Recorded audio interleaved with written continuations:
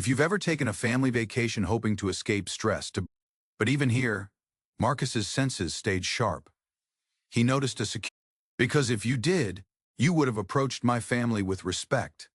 The entire restaurant watched in stunned silence as the officers fumbled to present their badges. Marcus examined them slowly, then handed them back. Who sent you?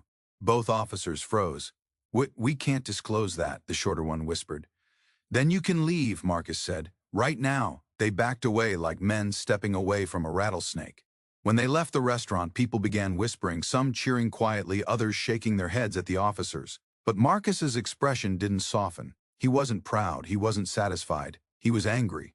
Because this wasn't random, this wasn't coincidence, this was targeted. And someone was pulling strings. Later that night, after the kids were asleep, Lena sat beside Marcus on the balcony. Who do you think is behind this? She asked. Marcus's jaw clenched. Someone who thinks we're an easy target. But why? I don't know yet, but I'm going to find out. He reached into his suitcase, moving aside clothes until he found the hard case he never traveled without. Inside it were tools of his trade, a secure phone, encrypted USB drives, and a small FBI field kit. He powered on the secure phone and connected to an encrypted network. Are you really doing this on vacation? Lena asked softly. This isn't just about us anymore, Marcus replied. Someone is abusing authority, and they're doing it confidently. That means they think no one can stop them. But you can. Marcus didn't answer, but he intended to. He checked for encrypted messages, federal alerts, internal memos, anything that might mention their location. Nothing. Clean, too clean. Then he noticed something unsettling, 3 unauthorized pings on his personal phone's location history, all within the last 6 hours. Someone was tracking them. Marcus looked at Lena. Pack the kids' bags. Why?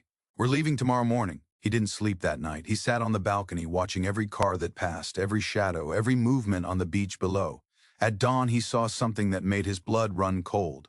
A drone, small, black, quiet, hovering just long enough to survey their balcony before zipping away. It wasn't a toy. It wasn't recreational. It was tactical. By the time Lena woke up, Marcus had already mapped an exit route. They packed quickly, trying not to worry the kids. But when they reached the parking lot, their SUV had a yellow boot on the front wheel and 3 officers waiting beside it. You can't be serious, Lena breathed. Jordan stepped behind Marcus instinctively. Maya grabbed her mother's leg. The officer in front smirked. Vehicle's been flagged. You're not cleared to leave. Marcus stepped forward, calm as stone. Remove the boot. Can't do that, the officer said. We need you to come with... Marcus raised his voice for the first time. I said, remove the boot. The officer squared his shoulders, trying to look intimidating. And what authority do you think you have here? Marcus slowly reached into his jacket pocket and held up his FBI credentials. The kind, he said, that outranks every badge in this parking lot. The officers' faces drained of color. Marcus leaned in slightly. Last chance, take it, off. The officer swallowed hard, snapped at his partners, and they scrambled to unbolt the device. As soon as they stepped back, Marcus loaded his family into the SUV. But before he got behind the wheel, he said to the officer in a low, lethal voice, Tell your superior I'm coming. Then he drove off, not back toward home, but toward the one place he knew he'd find answers, the local police headquarters. Because Marcus Taylor wasn't just an agent. He was the one agents called when corruption ran deep. And whatever was happening here was just beginning. Marcus drove in silence, his eyes scanning every mirror, every vehicle, every rooftop. The morning sun painted the coastline with soft gold, but to him it felt like a spotlight, exposing them, making them visible to whoever had been hunting them since the moment they arrived. Lena sat twisted toward the back seat, comforting the kids with forced calmness, but Marcus could hear the tremble she was trying to hide. He kept his voice steady. We're stopping at the station, only for a few minutes. Jordan's voice cracked. Are we safe? Marcus glanced at him in the mirror. You're safe as long as you're with me.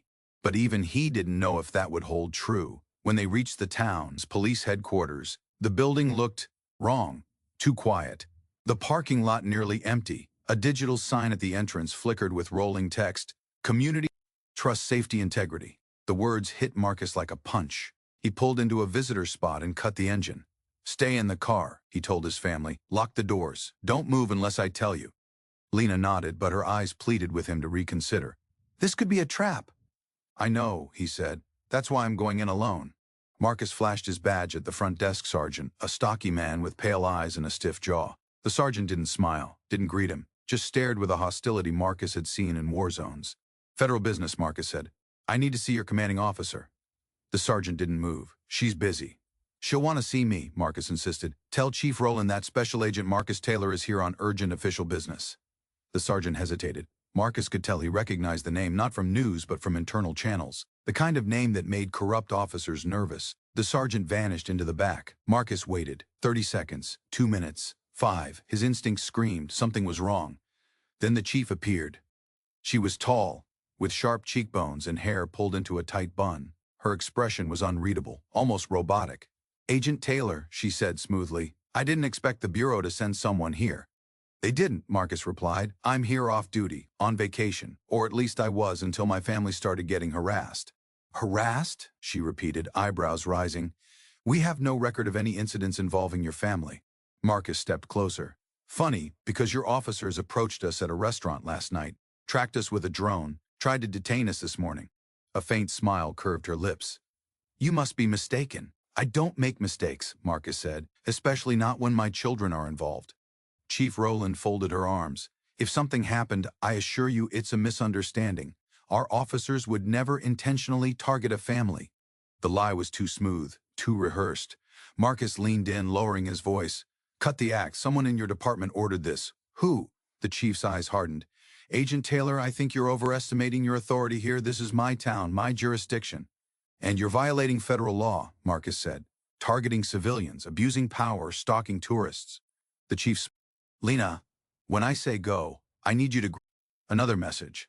"Trust no one in uniform. They sold the whole town. Get to Ridgemont Tunnel. No sender, no signature." But Marcus knew exactly what it meant. Ridgemont Tunnel wasn't in the tourist maps. It wasn't public. It was an old, abandoned transport tunnel from the Cold War era, sealed off, overgrown, forgotten by everyone except federal agents. And someone wanted him there. It could be a trap.